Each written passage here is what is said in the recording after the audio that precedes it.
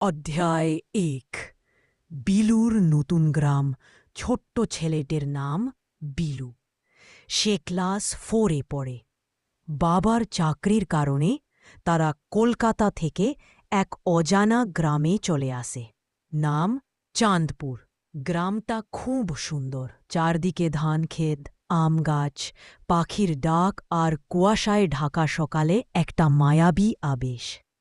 সিন্দা নামলেই গ্রামে এক অদ্ভুত নিস্তব্ধতা নামে। লোকেরা সন্ধ্যার পর বাইরে বেরোয় না। কেউ কেউ বলে ওই গ্রন্থ ভৌতিক। চাঁদপুরে একটা পুরনো স্কুল আছে। গ্রামে শোনা যায় স্কুলে রাতে ভূতের ক্লাস হয়।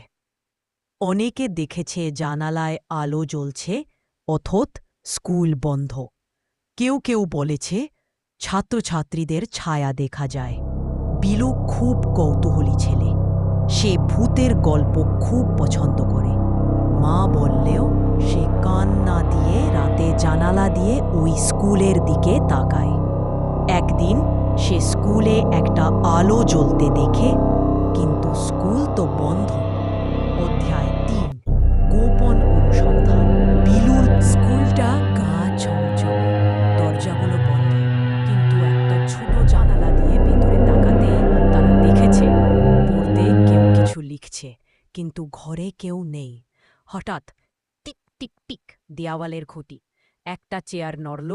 তারা ভয় পেল, কিছুটা সাহস করে স্কুলে ঢুকে পড়ল।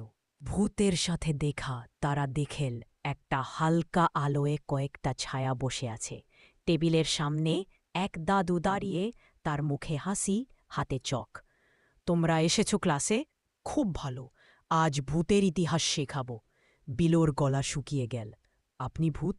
দাদু হেসে বল, হ্যাঁ রে বাবা, আমি মাস্টার মশাই।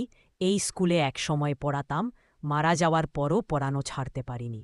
অধ্যায় 5 ভূতের ক্লাস শুরু হঠাৎই। তারা চারপাশে আরও ভূত দেখতে পেল।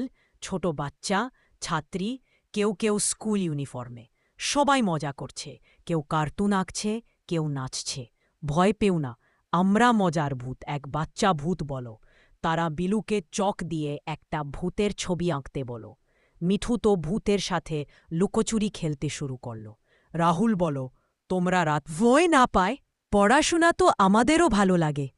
অধ্যায়ে 6 ভূতদের রহস্য। এক ভূত মেয়ে বল, এই স্কুলটা আমাদের সবার অনেক প্রিয়, কিন্তু স্কুল বন্ধ হয়ে গেছে, তাই আমরা রাতে এসেই আমাদের ক্লাস চালিয়ে যাই। বিলু জিজ্ঞাসা করল, তাহলে দিনে তোরা কোথায় থাকিস?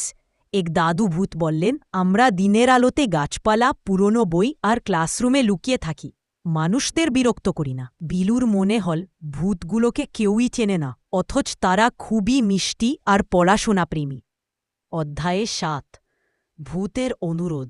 স্কুলের প্রধান ভূত মাস্টার বললেন, তুমি কি চাঁদপুর স্কুলটাকে আবার খোলার ব্যবস্থা করতে পারবে? গ্রামের লোকজন প্রথমে হাসতে লাগল, তারপর ভাবতে লাগল, যদি সত্যিই স্কুলটা খোলা যায় তাহলে বাচ্চারা আবার পড়তে পারবে। একজন বুড়ো বলল, আমি ছোটবেলায় এই স্কুলে পড়েছি, বন্ধ হওয়াটা খুব খারাপ লেগেছিল। অধ্যায় 9 স্কুল খুলো আবার। গ্রামপ্রধান ঠিক করলেন স্কুল মেরামত হবে, নতুন শিক্ষক আসবেন, আবার ছোটরা পড়তে পারবে। অধ্যায় 10 বিদায় ও প্রতিশ্রুতি। একদিন ভূমাস্টার বললেন, আমাদের কাজ শেষ, স্কুল আবার বেঁচে উঠেছে, এখন আমরা চলে যাব, কিন্তু কোনো একদিন কেউ যদি আবার ভালোবাসা নিয়ে আসে, আমরা ফিরে আসব। তারা ধীরে ধীরে মিলিয়ে গেল। শেষ কথা, বিলু, মিঠু আর রাহুল জানে ওই স্কুলে তারা একটা জাদুকরী রাত কাটিয়েছে। এখনও কখনো কখনো স্কুলের জানালায় চকচকে আলো দেখা যায়। কে জানে, হয়তো ভূতের ক্লাস এখনও চলে।